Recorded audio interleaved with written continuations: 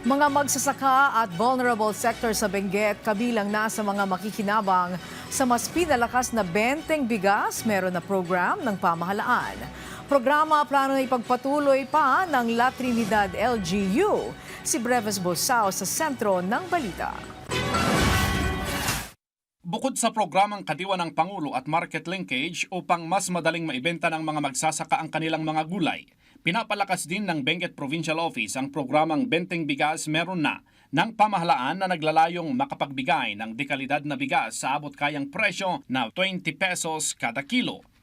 Ayon sa Benguet Provincial Agriculture Office, malaking tulong ito sa mga nasa vulnerable sector at mga magsasaka. Just merely the 20 pesos per kilo, malayo na po yun nung mararating.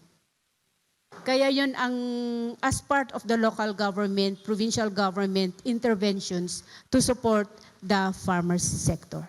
Si Aling Magdalena mula sa Barangay Betag, La Trinidad, Benguet ay nakinabang sa 10 kilo ng bigas na malaking tulong sa kanilang pamilya. Ito rin ang unang pagkakataon na nakibahagi siya sa Benteng Bigas Meron Na program na isinagawa sa La Trinidad, Benguet.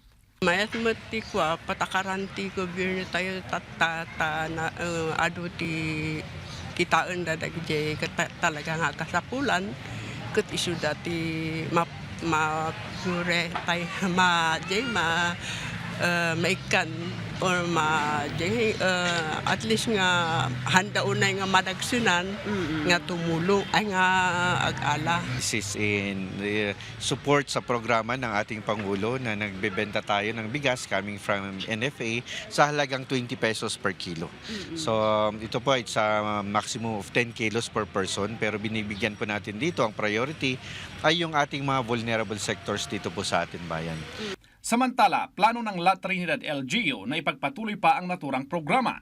Mahigit 1,500 individual ang nakabili sa isinagawang programa. Tinitignan ng ating local government unit to have yung ating continuous coordination sa NFA para continuous po yung ganitong klase ng programa. Dahil alam naman po natin na sa ganitong panahon, kailangan po talaga yung magandang koordinasyon para yung programa ng national government ay naibaba po natin dito po sa mga local government units. Breves Bulsaw para sa Pambansang TV sa Bagong Pilipinas.